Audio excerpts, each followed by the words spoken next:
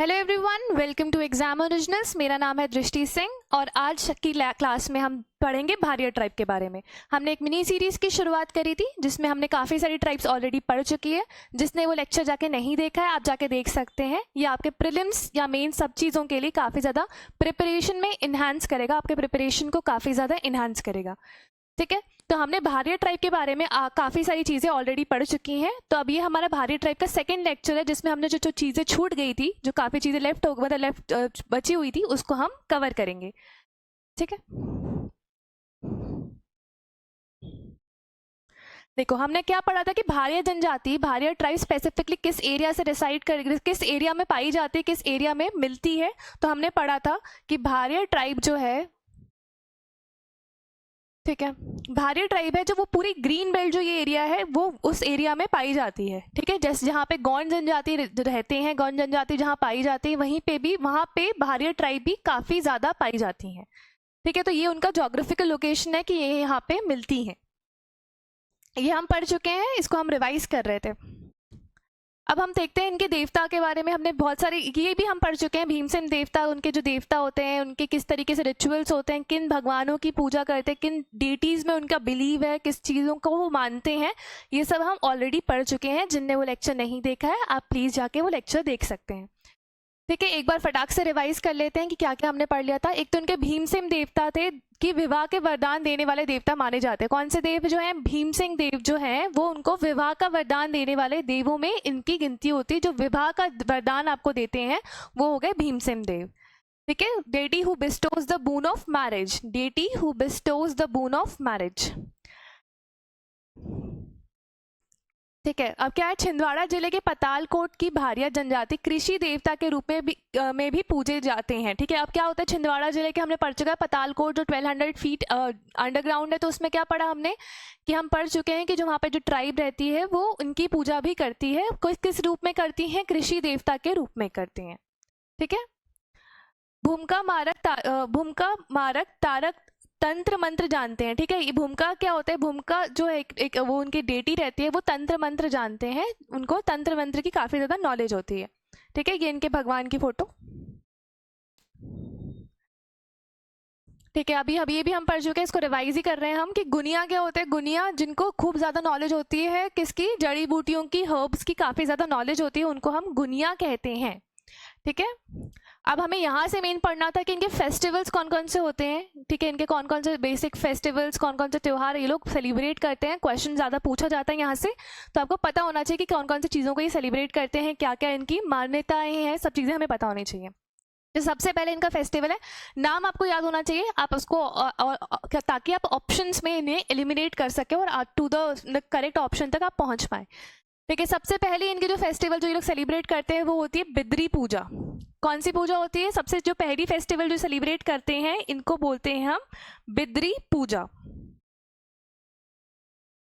ठीक है, नेक्स्ट है हमारा नवाखानी फेस्टिवल। नवाखानी हम पढ़ चुके हैं, नवाखानी हमने काफ़ी सारे ट्राइब्स में पढ़ा था। क्या फेस्टिवल होता है नवाखानी? ये हम पढ़ चुके हैं। सब कमेंट में रिप्लाई करके बताना कि नवाखानी फेस्टिवल हमने पढ़ा था वो किस चीज़ से रिलेटेड है। फाइन, नेक्स्ट हमारा है जवारा फेस्टिवल एक सेलिब्रेट करते हैं ये। फिर हमारा दिवाली और गोवर्धन पूजा। दिवाली और गोवर्धन पूजा तो सबको पता है, दिवाली और गोवर्धन पूजा ये हिंदुइज्म से रिलेटेड है और हिंदुइज्म वाले जो सारे रीति रिवाज जो होते हैं फॉलो, जो फेस्टिवल्स होते हैं सबको फॉलो करते हैं। कौन से? भारिया ट्राइब के लोग। ठीक है, इनके मेले वेले में देखो जिस तरीके से लगते हैं, ऑर्नामेंट्स किस तरीके से ये लोग पहनते हैं।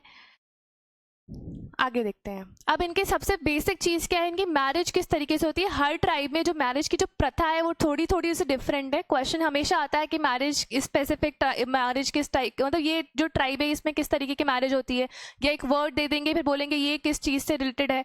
तो ये सब आपको पता होना चाहिए, तो इस तरीके से हम इसे पढ़ते हैं। अब हम मैरिज के बारे में जानेंगे, मैरिज में किस तरीके से इनकी मैरिज होती है, क्या सगोत्र मैरिज होती है कि नहीं होती है, फिर वो सब चीज़ों के बारे में हम डिटेल में समझते हैं।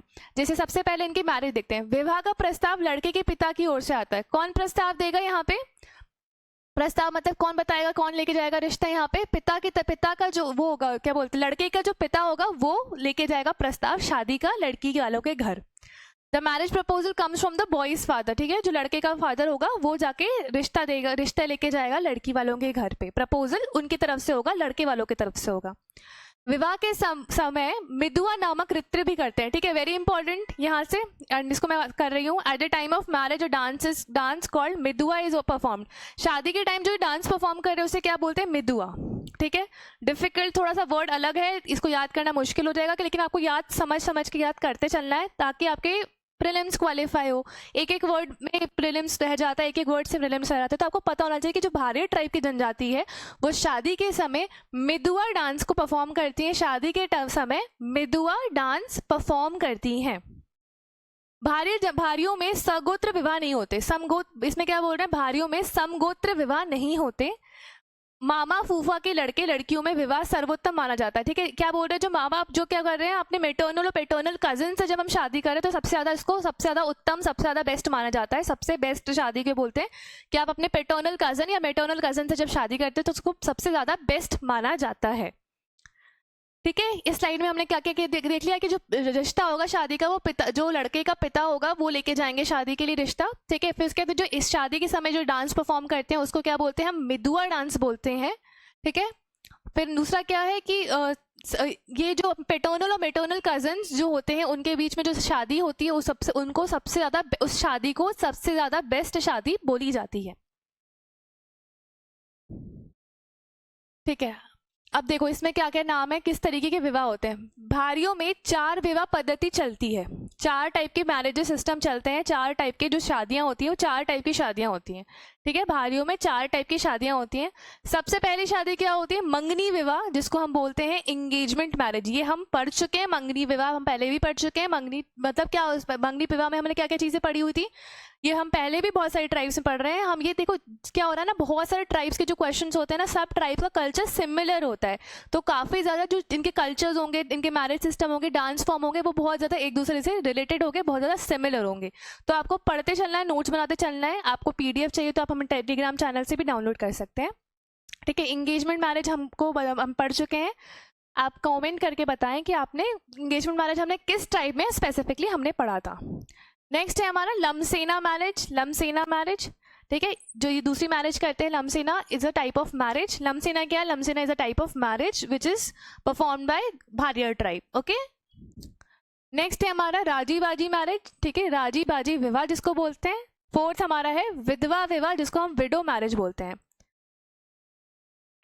ठीक है। यहाँ तक हमने 4 विवाह सिस्टम कर दिए। 4 मैरिज सिस्टम होते हैं प्रेवलेंट जो भारी ट्राइब में रहते हैं, ये हमने पढ़ लिया। एंगेजमेंट मैरिज जिसको हम बोल रहे हैं मंगनी विवाह, लमसेना मैरिज और राजी बाजी, और हो गया हमारा विधवा विवाह, पढ़ चुके हैं हम, ठीक है। ये सब चीजें हमारी क्लियर हैं।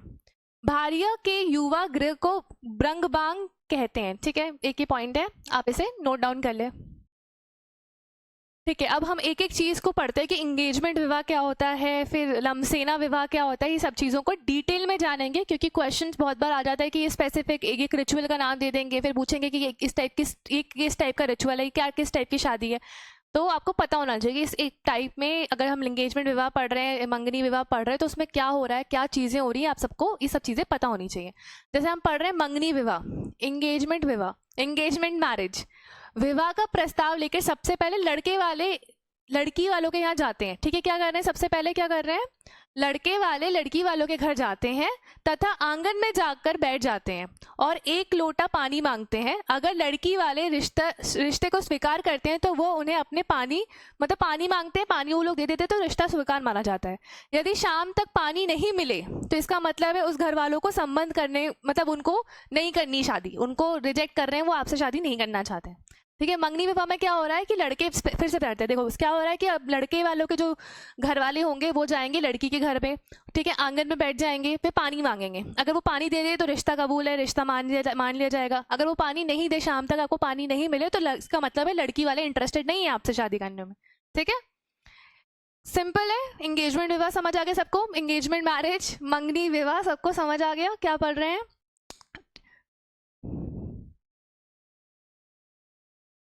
ठीक है, if the girl family accepts the proposal, they give them the water. If they are not received till evening, it means the family does not intend to have a relationship. ठीक है, इसका लड़की वालों को रिश्ता नहीं रखना आपसे, तभी वो आपको 1 लोटा पानी नहीं दिया उनने आपको, ठीक है। मंगनी विवाह में क्या मांग रहे हैं ये लोग? 1 लोटा पानी मांग रहे हैं मंगनी विवाह में जाके, ठीक है।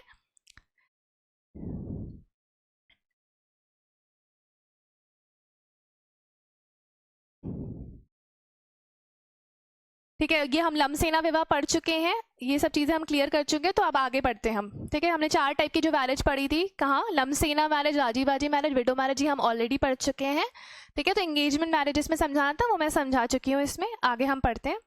ठीक है, भारियों में बहुविवाह प्रचलित है, की प्रथा है। बहुविवाह मतलब क्या होता है, कस्टम ऑफ पॉलीगैमी, मतलब बहुत सारे शादी, जो लोग बहुत ज़्यादा शादी, मतलब काफ़ी ज़्यादा शादी करते हैं, 2-3 शादी करते हैं, उनको बहुविवाह करते हैं। बहुत सारी, मतलब बहुत ज़्यादा नहीं, 10-15 नहीं, 2-3 शादी करते हैं, उसको बहुविवाह बोलते हैं। कस्टम ऑफ पॉलीगैमी प्रेवलेंट होता है भारिया ट्राइब में। अब इनकी इकोनॉमिक लाइफ के बारे में जानेंगे। इकोनॉमिक लाइफ किस तरीके से होती है, आर्थिक जीवन क्या होता है। अब अर्थव्यवस्था मुख्यतः कृषि पे आधारित होता है। हर ट्राइब का मोस्टली जो काम होगा, हम सहारिया को छोड़ दें, तो सहारिया जड़ी बूटी बेचते थे, अदरवाइज सारे ट्राइब्स हम स्पेसिफिकली देखें तो वो कृषि पे आधारित काम ही करते हैं। सहारिया भी ऐसे नहीं सिर्फ जड़ी बूटी बेचते थे, वो मतलब खेती कृषि भी करते थे। तो यही है कि कृषि पे आधारित इनकी अर्थव्यवस्था रहती है। इनकी झूम कृषि को दहिया कहते हैं। ठीक है, अब ये क्या होता है, झूम कृषि मतलब ये एक प्रैक्टिस फॉलो करते हैं सस्टेनेबल, जो एग्रीकल्चर की हमने पढ़ी थी, झूम कल्टीवेशन। झूम कल्टीवेशन में बताता है ना, patch of land is being cleared, उसको हम और फिर कुछ टाइम बाद उसको हटा देते हैं, उसमें बहुत दिन तक क्रॉप्स उगाते हैं, फिर उसको जला देते हैं उस एरिया को, फिर नेक्स्ट जगह पे नेक्स्ट लोकेशन पे शिफ्ट कर जाते हैं, उसको हम बोलते हैं झूम कल्टीवेशन या शिफ्टिंग कल्टीवेशन, जो हम नॉर्मल लैंग्वेज में बोलते हैं। ठीक है, उसको क्या बोलते हैं, उस स्पेसिफिक चीज़ को क्या बोलते हैं, उसकी जो फार्मिंग का इनका स्टाइल है उसको दहिया बोलते हैं। ठीक है, हर ट्राइब की देखना फार्मिंग की जो स्टाइल है उनका नाम अलग अलग है, किसी की चिमाता है, किसी की बारी कृषि है। तो ये आपको पता होना चाहिए कि इस जो स्पेसिफिक ट्राइब है वो जो कृषि करती है, जो प्रैक्टिस, जो एग्रीकल्चर की जो प्रैक्टिस को फॉलो करते हैं, उसका नाम क्या है। क्योंकि क्वेश्चन आते हैं यहाँ से कि Dahiya farming which is related to which tribe, तो हम कन्फ्यूज हो जाते हैं क्योंकि हमने इतने सारे नाम पढ़े हुए हैं ऑलरेडी, तो हम भूल जाते हैं। तो आपको भूलना नहीं है, आप कंफ्यूज नहीं होना, आपको अच्छे से पढ़ना है ताकि हमेशा आपको याद रहे, आपके दिमाग में वो बैठे रहे। ठीक है, तो जो इकोनॉमी जो ये लोग फॉलो करते हैं, जो एग्रीकल्चर, जो कृषि को ये लोग फॉलो करते हैं, उसको हम बोलते हैं दहिया फार्मिंग। इसके अलावा वो मजदूरी वन उपज संग्रह करते हैं, टोकरियां बनाना, जड़ी बूटियां, ये सब बेसिक काम जो आप फॉरेस्ट में रह के कर सकते हो वो करते हैं। कि बेसिक काम क्या कर सकते हैं, मजदूरी करते हैं, टोकरियां बनाना, जड़ी बूटियों को लेके आना, ये सब जड़ी बूटियां बनाना, ये सब जो होते हैं वो इस टाइप के लोग आदि करते हैं, मतलब ये सब एक्स्ट्रा में काम करते हैं। बेसिक इनकी हमें क्या रखना है, इसमें याद रखने वाली क्या चीज़ है, एक तो कस्टम ऑफ पॉलीगैमी प्रेवलेंट है यहाँ पे, कि बहुविवाह का प्रथा यहाँ पे चलती है, बहुविवाह का यहाँ प्रचलन है। और दूसरा जिनकी फार्मिंग करती है उसको हम दहिया फार्मिंग बोलते हैं, जो कृषि को ये लोग प्रैक्टिस करते हैं उसको हम दहिया फार्मिंग बोलते हैं। फाइन, ठीक है। अब डेथ राइट्स देखेंगे, क्रिमेशन किस तरीके से होता है, मृतक संस्कार हम भारियों में किस तरीके से होता है।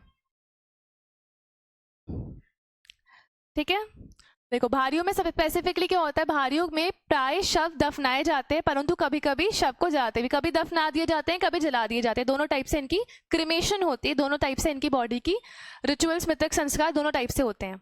The dead bodies are usually buried among the Bharias, but sometimes the dead bodies are also cremated. तब कभी कभी हम इन्हें कभी कभी इन्हें जलाया भी जाता है, और कभी कभी इन्हें स्पेसिफिकली तो इनको बेसिकली दफनाया जाता है। ठीक है, तीसरे दिन मृतक का तीजा किया जाता है। तीजा के दिन मृतक परिवार के सभी लोग उपवास करते हैं। ठीक है, on the third day Teeja is celebrated with the diseased. On the Teeja day all the members of the disease families keep fast, वो फास्ट रखते हैं। ठीक है, थर्ड डे में इनका अलग तरीके से रिचुअल होता है।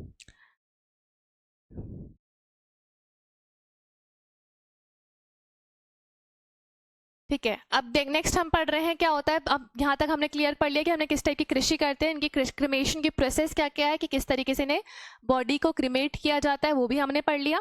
अब हम पढ़ रहे हैं नेक्स्ट चीज, क्या बोल रहे हैं, भारियों में गमी रोटी का आयोजन होता है। गमी चेती सुविधा के अनुसार 1 साल, 2 साल या 10 साल में की जा सकती है।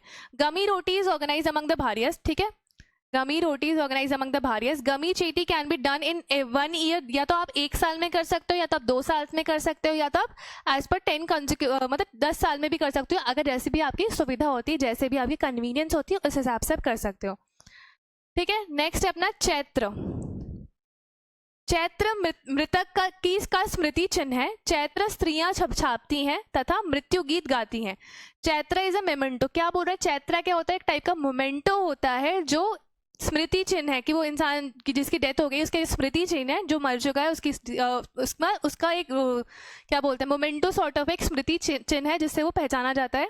Women celebrate Chaitra and Singh death song, यहाँ पे विमेन जो होती है उसको सेलिब्रेट करती हैं, चैत्रा को छापती हैं और फिर उसको मृत्यु गीत जो होते हैं उसको गाया जाता है इस तरीके से भारिया जनजाति में।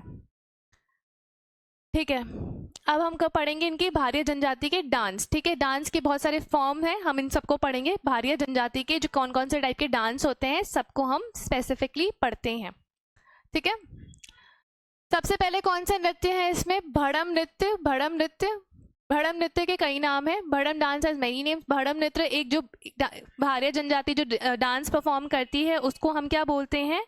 भड़म नृत्य। ठीक है, विवाह के अवसर पर किया जाने वाला नृत्य। आप क्या बोल रहे हैं? भड़म डांस किस टाइम पे होता है, परफॉर्म किया जाता है? मैरिज ओकेशन पे। ठीक है, एक और हमने वो डांस पढ़ा था ना, मेदुआ वाला, है ना, वो भी परफॉर्म करते हो। भड़म डांस भी करते हैं, मैरिज ओकेशन पे हम ये डांस परफॉर्म करते हैं। भारिया जनजाति का सबसे लोकप्रिय नृत्य भड़म नृत्य है। सबसे फेमस, सबसे लोकप्रिय, सबसे फेवरेट नृत्य कौन सा? भड़म नृत्य है। काफ़ी ज़्यादा फेमस है, काफ़ी ज़्यादा पॉपुलर है। The most popular dance of Bharia tribe is Bhadam dance. ठीक है, हो गया। Bhadam dance is a group dance. ठीक है, सिंपल। ठीक है, नेक्स्ट करते हैं। ठीक है, आपको इनके डांस के फॉर्म याद होने चाहिए। मेदुआ हम पढ़ चुके हैं, एक डांस होता है। ठीक है, फिर एक भड़म डांस हमने पढ़ लिया। अब हम पढ़ रहे हैं सैतम डांस, सैतम नृत्य। ठीक है, सैतम नृत्य भारिया महिलाओं का नृत्य है। ठीक है, कौन परफॉर्म कर रहे हैं? जो लेडीज हैं, जो विमेन है, वो परफॉर्म कर रही हैं। कौन सा? सैतम डांस। ठीक है, सैतम डांस कौन है? भारिया विमेन है जो वो परफॉर्म कर रही हैं। एक पुरुष घेरे के बीच ढोलक बजाता है। क्या होता है? एक बेसिकली एक आदमी होगा और आमने, देखो, एक पुरुष घेरे के बीच ढोलक बजाता है। महिलाओं के आमने सामने दो दल होते हैं। स्पेसिफिकली जैसे नॉर्मल अपन डांस करते हैं, जो फेस्टिवल्स वगैरह में डांस किया जाता है, कि एक स्पेसिफिकली एक आदमी होगा जो बीच में बैठ के ढोलक बजाएगा और आजू बाजू उसके फीमेल्स होंगी जो दो दल के होते हैं, दो ग्रुप्स से फॉर्म करते हैं और वैसे तरीके से ये लोग डांस को परफॉर्म करते हैं। Fine, there are two groups of women facing each other. जैसे हम लोग बेसिकली वो गरबा वाला होता है ना, दो ग्रुप होते हैं ना, रास लीला जो हम करते हैं। ठीक है, तो उस तरीके से ये डांस को परफॉर्म किया जाता है। एक हमने पढ़ लिया कौन सा? भड़म डांस। एक हमने पढ़ा Bhadam dance which is very important. फिर नेक्स्ट हमारा है सैतम डांस। कौन सी टाइप का ये सैतम डांस और भड़म डांस? ये हमारा है भारिया जनजाति का है, ये भारिया जनजाति का है ये भड़म डांस और सैतम डांस। फाइन, ठीक है। नेक्स्ट है हमारा कर्मा सैला डांस, कर्मा सैला नृत्य। कर्मा तीसरा डांस जो ये परफॉर्म करते हैं उसे बोलते हैं हम कर्मा सैला नृत्य। ठीक है, भारिया जनजाति में गौंड बैगाओं की तरह कर्मा सैला हम ही पढ़ चुके हैं। जो कर्मा डांस है वो गौंड टाइप का भी डांस है, फेमस, वेरी इंपॉर्टेंट। हमने पढ़ा था ना, एक वर्ल्ड रिकॉर्ड बनाया था। ठीक है, कर्मा वालों ने, हम पढ़ चुके हैं इसको। तो कर्मा डांस, क्योंकि भारिया जनजाति गौंड वाले एरिया में ही रह रही है, हम देख रहे हैं नर्मदा वैली एरिया में रह रही है, तो इनके कल्चर्स जो होंगे, देखना आप जो मैप आप पढ़ोगे, अपने जो एमपी का मैप आप उठाओगे, ट्राइबल मैप जो हमने ऑफिशियल साइट से डाउनलोड करके रखा है, आप उनको बैठ के देखोगे तो आप क्या नोटिस कर रहे हो उसमें कि बहुत सारी ट्राइब्स जो हैं वो आसपास रह रही हैं, एक ही स्पेसिफिक लोकेशन में रह रही है। दिखाऊं क्या फिर से? ठीक है, ये वाला जो एरिया है यहाँ पे देखो, ग्रीन वाला, गौंड भी रह रहे हैं, कोल भी रह रहे हैं, बैगा भी रह रहे हैं, भारिया भी रह रहे हैं, बहुत सारे। तो जब जो ट्राइब यहाँ पे स्पेसिफिकली रह रही है ना, तो इनके कल्चर्स बहुत ज़्यादा सिमिलर रहेंगे। सेम देवता की पूजा ये लोग करेंगे, same ritual, same festival, almost हर चीज़ें सेम होंगी। ठीक है, तो आपको पता होना चाहिए कहाँ किस ट्राइब का, कौन सी ट्राइब किधर पे रिसाइड करती है, ताकि आप क्वेश्चन जो आएंगे एग्जाम में उसको समझ पाओ और ऑप्शन से आप एलिमिनेट कर पाओगे। अगर कोई पूछा कि कर्मा डांस कहाँ का है, तो आपको पता होना चाहिए कर्मा डांस किसका है, आपको पता होना चाहिए। ठीक है, अब ये आपको समझ आ जाएगा कि ये इस एरिया में ये भी ट्राइब रहती थी, तो आप क्वेश्चन कभी गलत नहीं करोगे, है ना।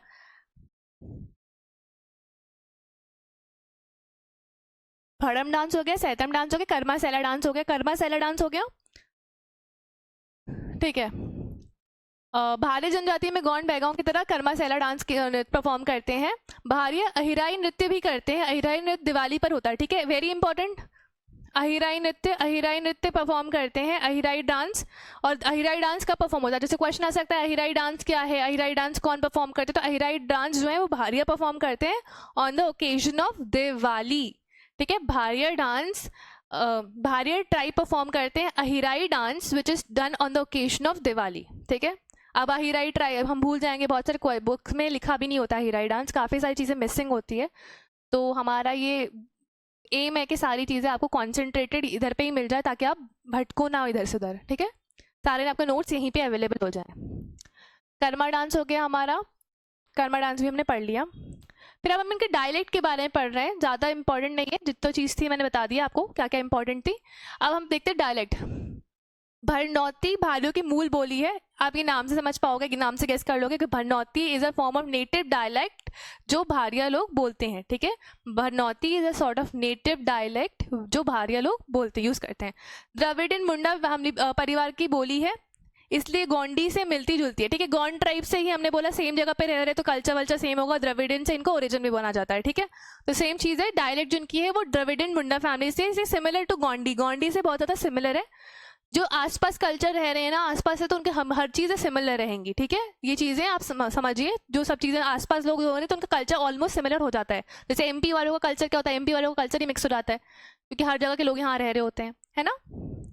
भारिया भाषा में कहावतें को अटका कहा जाता है, ठीक है। भारिया भाषा में कहावतों को, प्रोवर्ब्स को हम क्या बोलते हैं, अटका।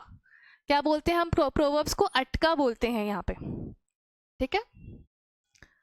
तो हमने बहुत सारी इंपॉर्टेंट चीज़ें जो भारिया ट्राइब से रिलेटेड थी हमने से कवर कर लिया है। आई होप आप सबको समझ आया होगा। कोई डाउट होगा तो आप प्लीज़ कमेंट कर सकते हैं। अगर आप इसको मतलब लेक्चर का आपको स्पेसिफिकली पीडीएफ चाहिए हो, डाउनलोड करना हो, तो हमारे टेलीग्राम चैनल से कर सकते हैं। ये अभी हमारा भारिया ट्राइब खत्म हो गया है, ठीक है। हमने भारिया ट्राइब को कंप्लीट कर लिया है। जिसने प्रीवियस वीडियो नहीं देखा है आप उसको जाके देखें, तभी आपको ये सेकंड वीडियो ज़्यादा अच्छे से समझ आएगा। 2026 के जो प्रीलिम्स की तैयारी कर रहे हैं वो इस बैच को ज्वाइन कर सकते हैं अपनी प्रिपरेशन को एनहांस करने के लिए।